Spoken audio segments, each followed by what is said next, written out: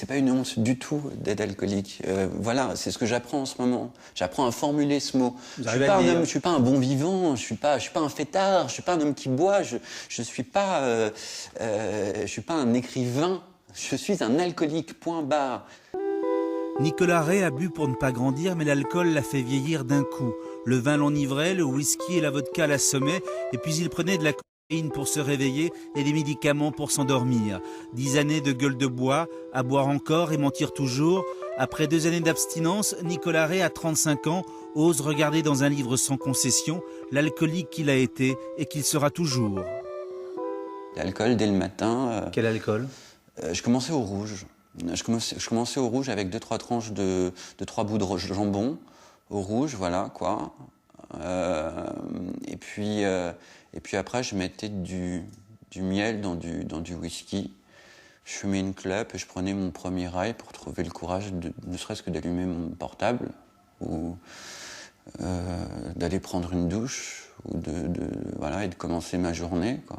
À la fin, j'étais quand même à 4 grammes de cocaïne par jour, donc pour redescendre, il faut faire fondre des médicaments sous la langue, anxiolytiques, somnifères, dérivés morphiniques. À la fin, j'avais quoi? J'avais une demi-heure de lucidité par jour.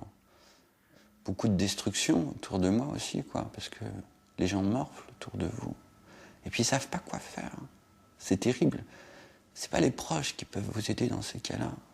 Les proches, ils font le maximum, mais vous savez, c'est comme si vous étiez au 12e étage d'un immeuble, vous êtes en train de tomber et ils font tout pour vous rattraper, mais ça glisse, quoi, ça glisse.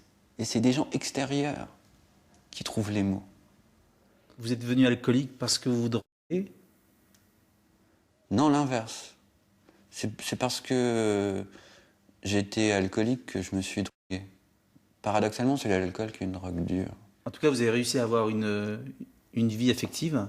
Ouais. Faire un enfant?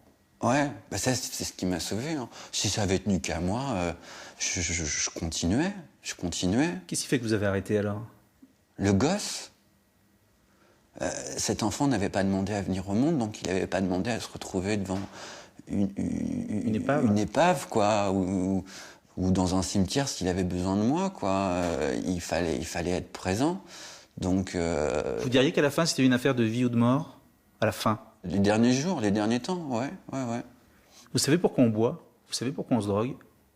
Je voulais rester adolescent toute ma vie. Je voulais pas qu'on m'emmerde avec le reste. Est-ce qu'on a la notion du temps lorsqu'on passe justement d'une cuite à une autre cuite, d'une soirée à une autre soirée? Absolument. Et qu'est-ce que vous faisiez de vos nuits? Des choses, la conviction, alors je sais que ça peut paraître dérisoire maintenant, mais la conviction d'avoir trouvé la femme de sa vie dans un bar à pute à 5h du matin, quoi. Et en fait, c'est rarement le cas.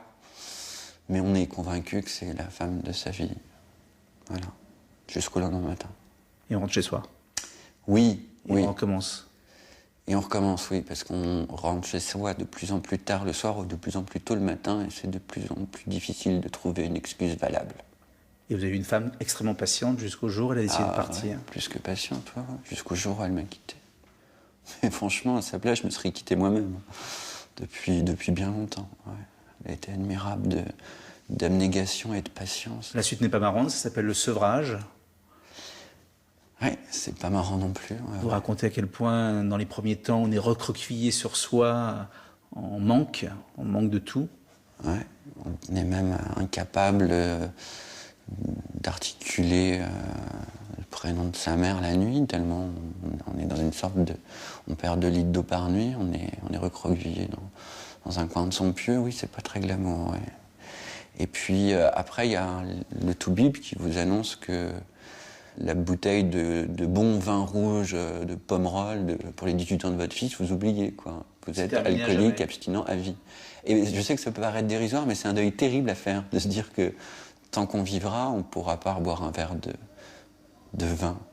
Ce qui veut dire que vous êtes alcoolique à vie, en fait. Ouais, c'est ça. Et c'est pas une honte du tout d'être alcoolique. Voilà, c'est ce que j'apprends en ce moment. J'apprends à formuler ce mot. Je suis pas un bon vivant. Je suis pas un fêtard. Je suis pas un homme qui boit. Je suis pas un écrivain. Je suis un alcoolique. Point barre. Expliquons ce que ça veut dire. Expliquons ce que ça veut dire alcoolique selon vous. Ça veut dire que plus jamais vous n'avez le droit de boire. C'est-à-dire que c'est la première gorgée du premier verre. C'est-à-dire que si je bois un verre de vin, il y a dans le cerveau un disque dur qu'on appelle les neurotransmetteurs qui font que très très vite, dès les heures qui vont suivre, vous allez reboire au plus fort de ce que vous buviez. À savoir, moi, une bouteille de whisky et une bouteille de rouge par jour minimum. Voilà. Et vous pouvez rien contre ça. Vous ne pouvez rien contre ça. Et vous savez que le taux de récidive est terrible. 80%, ouais.